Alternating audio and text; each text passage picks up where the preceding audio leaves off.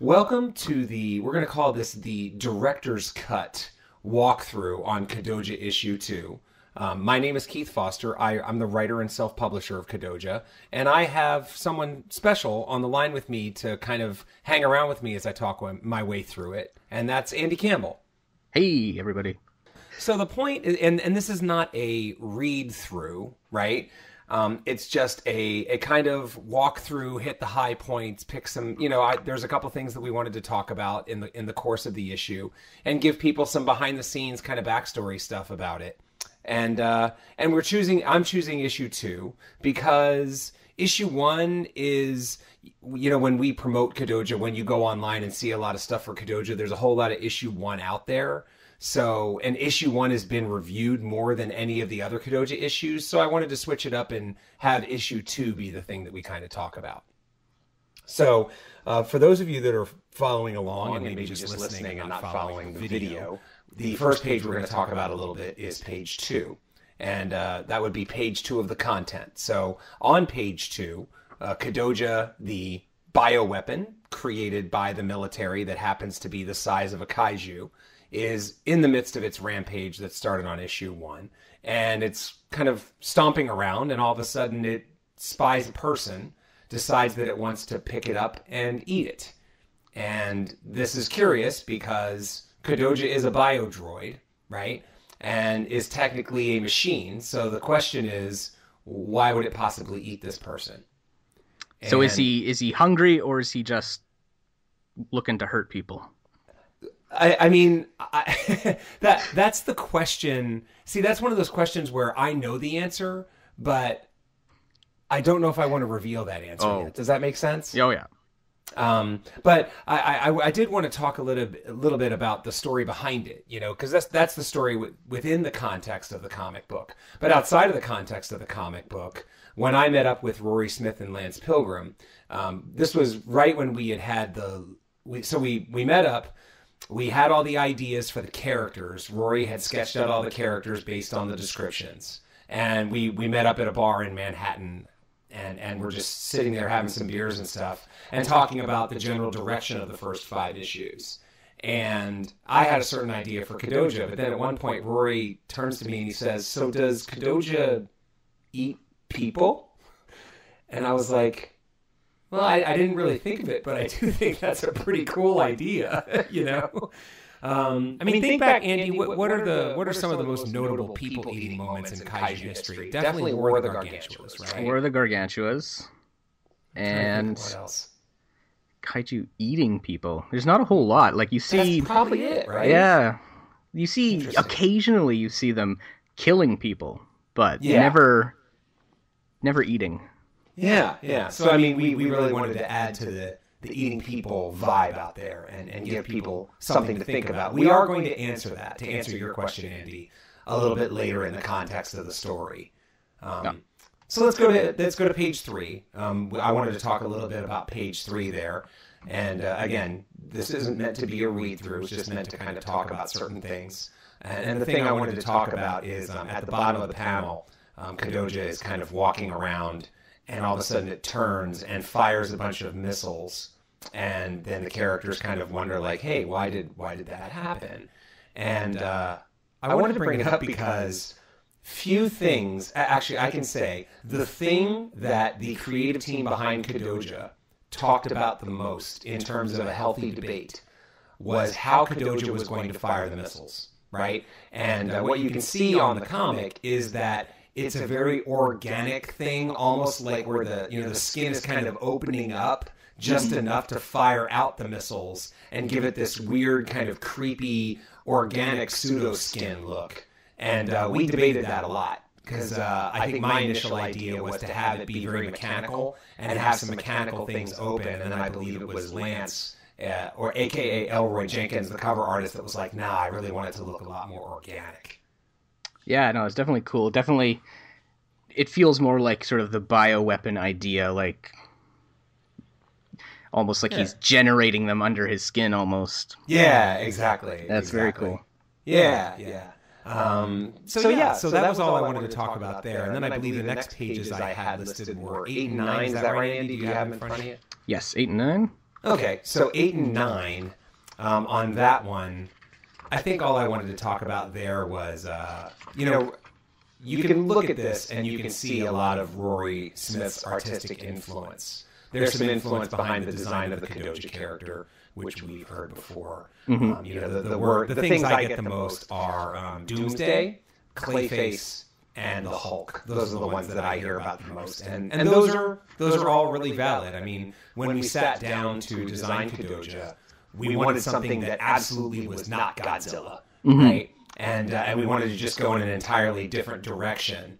And while everything kind of looks like something, no matter what character you're creating, unless you're just creating the most funky H.R. Geiger nightmare of a character, there's going to be a similarity to something. Yeah. And those are always my least favorite of the Japanese kaiju, or just sort of the really weird ones. Like Gigan and Megalon, where it's just sort of this mishmash of things, ideas. Yeah. I like things that have a corollary to something in real life.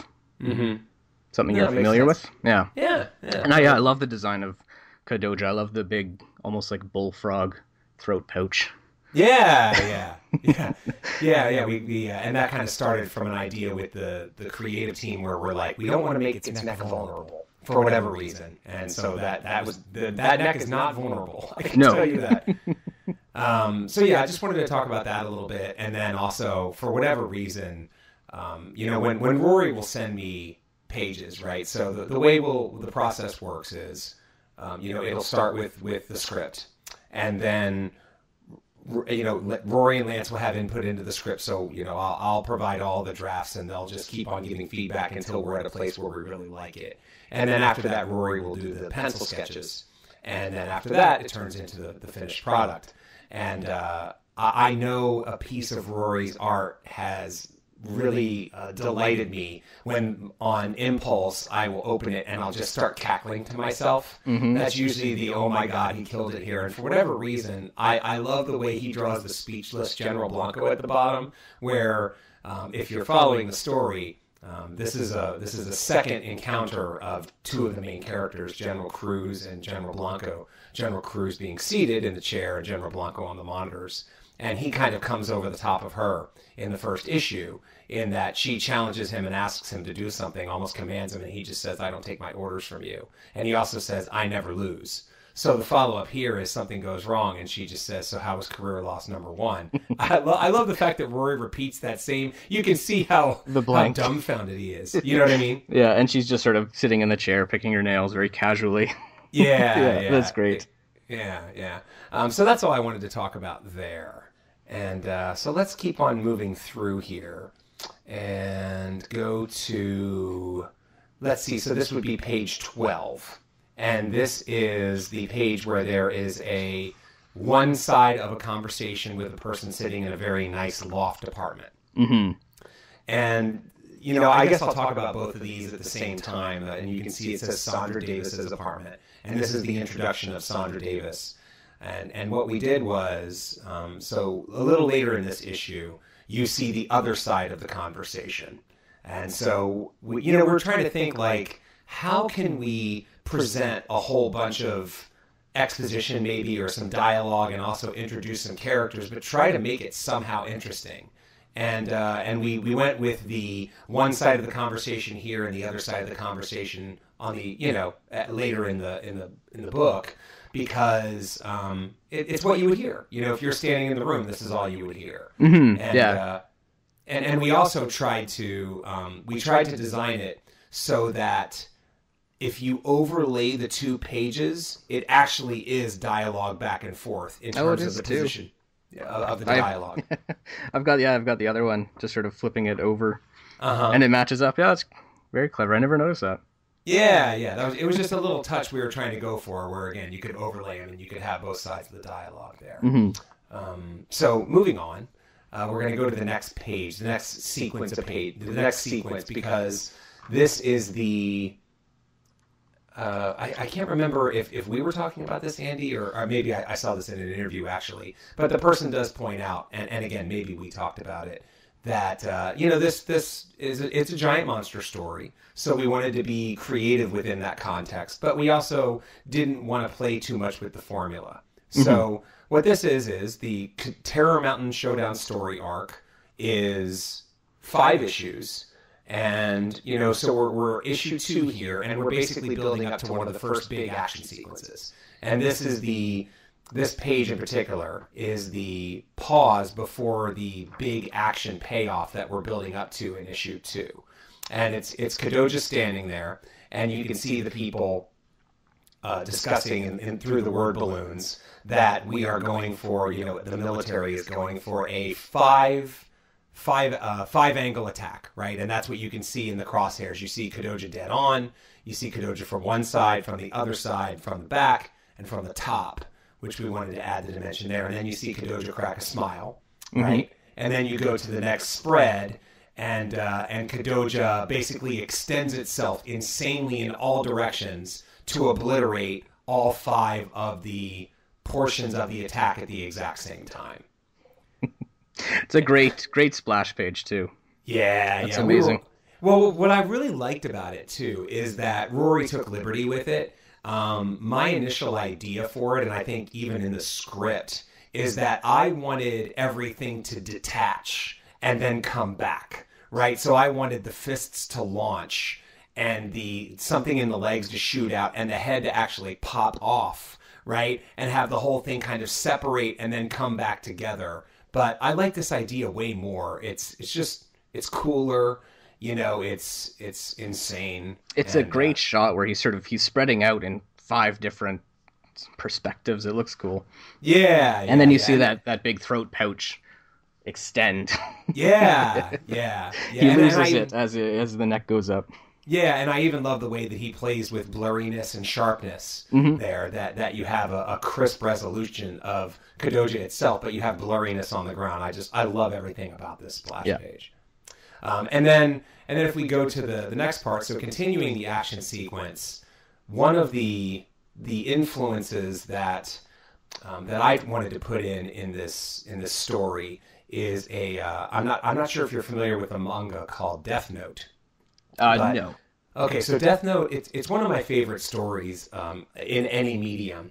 And without getting too much into detail, the 2 main characters in Death Note are both hyper intelligent, and they both deal with each other. They anticipate each other's move and anticipate that person will know how they're going to move, so they try to move a different way. So it's just this mental chess match that happens between the 2 main characters. It's an incredible story. And I tried to incorporate that a little bit here, except the chess match is happening between Kodoja and its primary creator, General Cruz. So in this case, the thing that we're trying to set up here is that on one hand, you have the 5-angle attack get set up, but General Cruz was already thinking one step past that, and that somehow Kodoja was going to defeat the 5-angle attack. So that's why she puts in this counterattack where you're firing a laser from a satellite in space, purposely missing Kodoja, catching it off guard, and then having a tank behind the initial line that counters the attack, if that makes sense. Mm-hmm. Oh, yeah. And so anyway, we wanted to try to put that whole brain game in there, you know, and then to kind of wrap up that whole action sequence, you have Kodoja get blasted into the water, and then you have Williams there saying, "Hey, that was a really solid attack," and she's mad, and you can see her facial features. She's displeased because she didn't want this to happen, because now they have to try to go get the Kodoja itself. Mm-hmm. Always thinking like a government official. Yeah, exactly. And so moving on a little bit, we talked a little bit about the other side of the conversation there with Mercury Velez. And then I just wanted to talk a little bit about the closing sequence. Are you? This has never came up, Andy. Are you a Lovecraft fan? Yes and no. I'm just sort of getting into it. Okay. Yeah, just because I'm constantly in contact with people who are. It seems to go hand in hand with horror and monster fans. So yeah, no, without a doubt. And this is the beginning of the Lovecraft influence there. I mean, within the first 5 issues, we come back to the Lovecraft concept a little bit. And this is one of those first big teases on that, right? And so if we go through it, so the first page is technically page 19, but the page I want to specifically talk about is 20, and just that's our little ode there, our rather obvious ode to Lovecraft, in that, especially, I mean, I know it comes up, but in Call of Cthulhu especially, there's a lot of wording around the geometry in places being all wrong. And so when you go to these elder god locations, the geometry is always off. It's an otherworldly geometry that just doesn't make sense. And that's the thing we're trying to go with here. And I think Rory did a really trippy, fantastic job there of this quote-unquote dream sequence, where he's kind of walking one way and there's just pyramids and stuff and buildings and blocks everywhere as he kind of goes through this bizarre dreamscape of his. Yeah, very cool. And it's like you were saying, you were trying to incorporate, the traditional kaiju story, but I like that you sort of bring in this supernatural element that you don't really see. Yeah, and that's thanks. And I mean that's the thing that we're trying to do here, to kind of touch upon. I mean, it's one of those things that it's in almost every giant monster movie, yet nobody's explored it, and I'm happy that we are. You have all these Godzilla stories where, ho-hum, a monster rises from the earth. Okay, well, let's stop it. That kind of thing. Instead of like, well, rising from the earth, isn't that a problem? Doesn't that strike anyone here as a problem? Right? Yeah. That there's an elder god connection there. So yeah, thanks, man. I mean, again, that's kind of what we're going for, to tie those two universes together. Right on.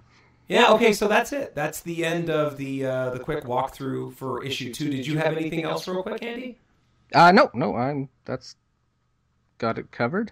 Cool. All right, man. Well, thanks for coming along on the trip. Oh, thanks for inviting me.